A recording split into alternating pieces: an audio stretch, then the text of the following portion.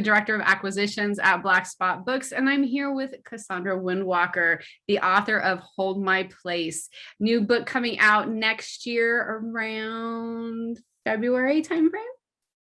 Very excited. So what is the premise of Hold My Place? Like, what's the plot without giving away too much? That is the trick. So I'll try not to give anything really important away. Basically, it's a story of obsession and possession and what the horrifying reality might be if true love really never did die. So our main character, Sigrun, is a fiercely independent, really spunky 30-something-year-old plus-size goth librarian who nonetheless manages to fall completely head over heels in love with a passionate and somewhat mysterious gourmet chef named Edgar, who comes with a little bit of baggage in the form of 3 dead lovers who may or may not still be around. That sounds interesting. I love the name Sigrun. Where did you come up with it? Because it's a very Nordic name, and I have read it in something else. So I do have a little bit of a weakness for names, and people who have read my other work may or may not have caught on to that. It's a failing of mine. And so I do tend to do a little bit of research and look into, mythologies that I'm really interested in. And I've been reading a lot of Norse mythology over the last year. So Sigrun seemed like the perfect name. I wanted to give her a little bit of a spirit that would last longer than your ordinary mortal spirit. I love the name. I do. I love it. I love it. It reminds me of an author, of a Nordic author, as a matter of fact, that wrote this. It's an epic tale. I can't even remember the name of it. I read it like multiple years ago, but it's like 3 or 4 books put together. And I believe that her name was Sigrun. So I love the name. Love it. Love it. Love it. Love it. Love it. Let's see. I have other questions for you. So I know I've read the story. I know that the pandemic does have a little bit to do with the story. I mean, how much of an impact did the pandemic have on the story as a whole? Well, I think in this book, the pandemic is a setting and not a character. So some people are going to be writing pandemic stories where the pandemic, it really sort of takes over the story and is almost a character in its own right that has to be accounted for. In Hold My Place, Sigrun and Edgar are going to have to figure out how to navigate lockdowns and curfews as illicit lovers. His restaurant's going to close down. She's going to become extremely isolated from the friends who might have set her on a slightly different course than the one she winds up on. And so I think people will enjoy the challenges that a story that takes place in the pandemic will present, but it's not going to be the sort of pandemic-centered story that might create some trauma of its own. Yeah, I agree with you. I think I've seen a few anthologies come out over the last 6 or 7 months that were pandemic centric. And I'm like, it's a little too soon. Too soon. I don't want, but I find in Hold My Place that it just serves as a catalyst for the story instead of it being this heavy thing in the story. It just seems like it's a catalyst for some of the things that happen, but I can't talk about, but I really want to talk about them. So in the last 10 years that the popularity of the horror genre has grown. And what do you think about that? I mean, is there a correlation to, what we're seeing in the world and we're able to deal with it with horror, or, what do you think about the rise in popularity? I think it's really interesting because I personally have had sort of a changing relationship with horror. When I was younger, my perception of the horror genre was that it's all gore and violence and ugliness, and why would I want to spend my spare time there? And what I've come to understand is that, strangely enough, the horror genre is really about hope. When we're young, I think it's true. It sounds crazy, but when we're young, I think most children fantasize about what if my parents died?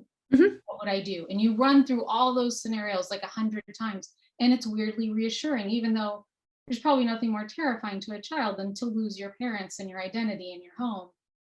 Absolutely. And I think that's sort of the purpose that horror serves. It allows us to practice the things that we're afraid of, and it gives us back our agency, because although most horror stories don't end well, at the end of the story, we're still standing. And we can look back and say, I know she shouldn't have gone down those cellar stairs. And I would not have run out into the woods like that. And so it gives us our agency, and it reassures us that even though we're feeling out of control, that there's a way through this. And I think that's why the popularity has increased, because as we become more and more a global community and we see these tragedies around the world that affect us, that we feel like we can't control, and we want to make a difference and we don't know how to do it. And horror gives us back a little of our own power, and reminds us that she might not have made it out of the woods without an axe in her head, but I would have. I love that. Excuse me.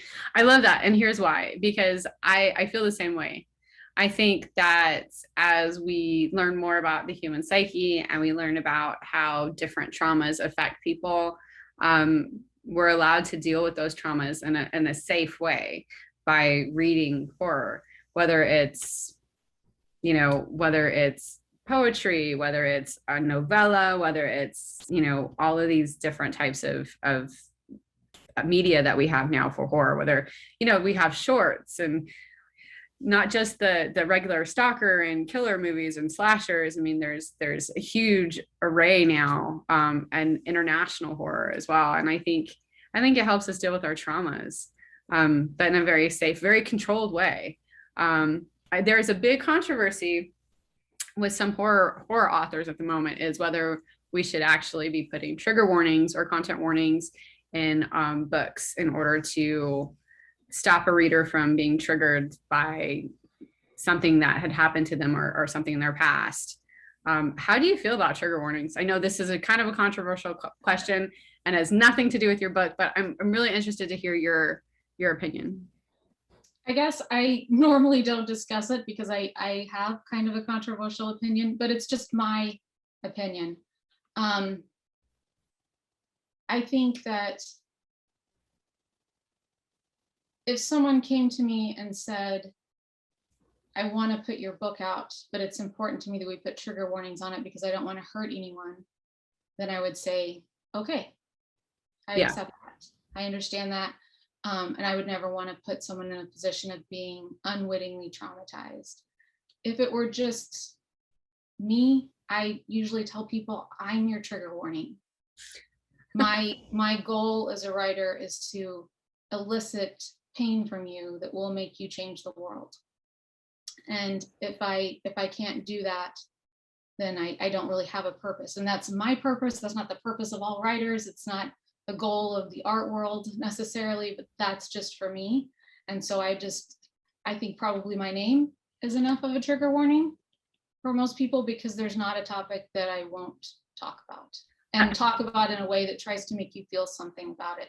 Yeah, and I've read as you know, I've read some of your other works, and I do find that with your work is that you are trying to pull an emotion out of somebody, and no matter what you're writing.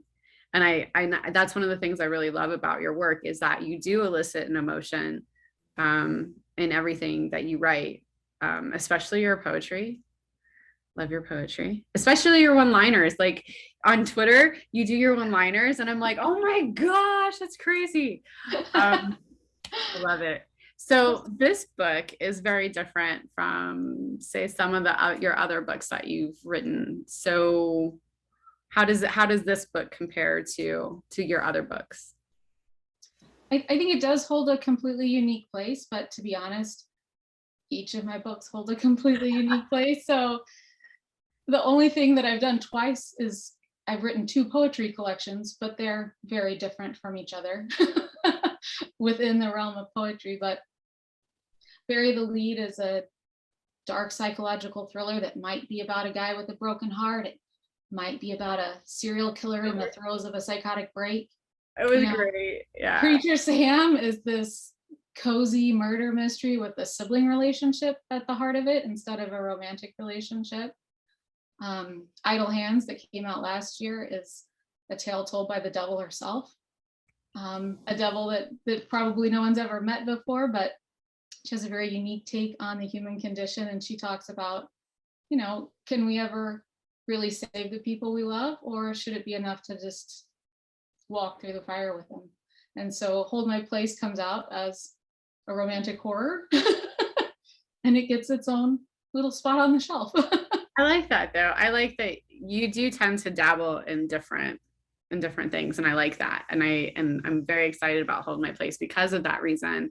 I'm really excited for people to read it and be like, wow, especially like people that have read some of your other works, because it's completely different than anything that you've written before.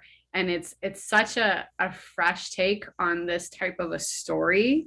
Again, I can't say too much, but I mean, it's such a fresh take on that type of a story, on that genre, on that I'm like, it's super, super exciting. I personally think so. So what's next for you, Miss Windwalker? Well, I am about halfway through a new novel, which I don't have a title for. You have worked with my publisher in the past, so you know that I'm really terrible with titles. So I don't even bother this early. There's no point. But it's about a 50-something-year-old executioner who's mostly alone in life, except for a little cat-sized dragon and her octopus named Morrigan, who lives in the tank in her bedroom, and a little refugee girl who doesn't speak her language, but she was somehow unable to bring herself to execute. And so now she's responsible for her. An octopus named Morgan. That is amazing. I'm telling you, that is amazing. I love that. I do. I love that. No, that sounds really, really cool. I'm kind of interested. I want to read that. Happens. I love the idea of a cat-sized dragon, and I am over the moon about an octopus named Morgan. That is amazing. I love it. I love it. No, I'm really excited for everything that you come out with. You always have a fresh take on whatever genre you work in. And I'm really excited to see what's next. Thank you so much, Toni. This has been super fun. I did not think I would say that.